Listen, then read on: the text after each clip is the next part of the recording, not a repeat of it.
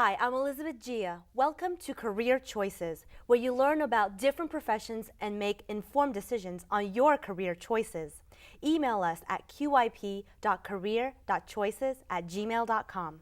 Today's guest is one of the leading photographers of the Potomac River and the C&O Canal. His images of DC's nature scenes have been published in 2 books. He has also won international awards for his panoramic photography. Please join me in welcoming Mr. Roy Sewell to share with us the life of a professional photographer. Mr. Sewell, thank you for joining us today. Thank you. So let's first start off with this beautiful photo behind me. Please tell me a little bit about it. I think it's the cover of your second book. It is.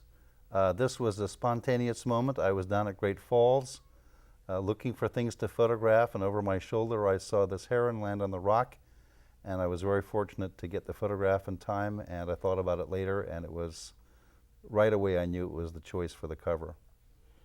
It's beautiful.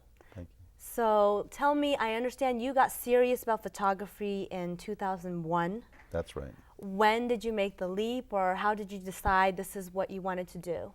I actually took a trip out to Acadia National Park to examine whether or not photography was going to be the next thing I would do with my life. And I had a fantastic experience here. It's a wonderful national park.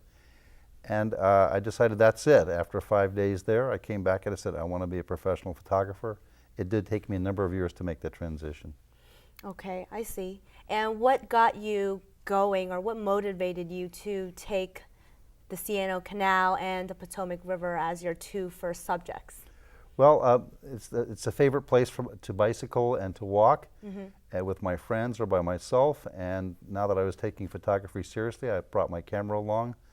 And the next thing you know, I was building up quite a collection of photographs of that area.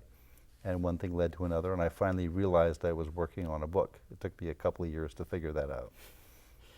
I see you have shared some of these images with us today of the photography that you've had in these 2 books. Yes. And tell me a little bit about what's the most difficult thing about photographing nature scenes? Well, when you get up in the morning very early and you go there hoping to find what you're hoping to look for, and it doesn't happen, you have bad weather, the birds don't show, the deers are keeping hidden from you, that's part of the frustration of photography. But I would say on average 1 out of every 3 days you're going to have great success, so you just have to stick it out. How do you know when you've got that shot? I feel it as soon as I push the shutter button. I just know it. I pray that I haven't made any technical mistakes. I don't know that for sure till I get home and I process the photo, but I really have a sense for it at the moment I've taken the photograph.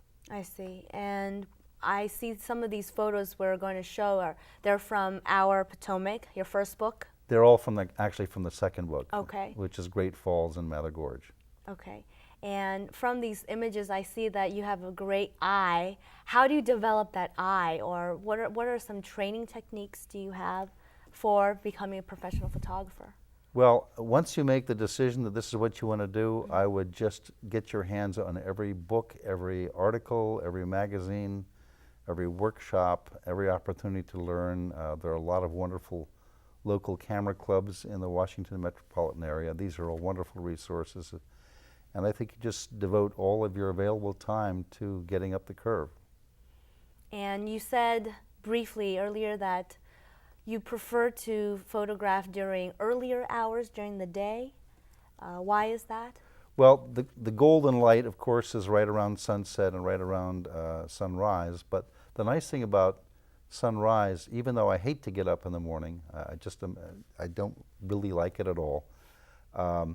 Once I get out of bed, I'm actually up and moving, then I start enjoying it. The sunrise is always a wonderful experience. There's no wind. There are very few people, if any people around, so you have total privacy, and it's still cool from overnight in the summer. And these photos that we're seeing, what is the season? Is it better to have a fall season or a spring season, winter? I think all seasons. I tried to cover all seasons in my books and in my thinking process. I do find the winter is difficult to photograph the river because the colors are very muted in the winter.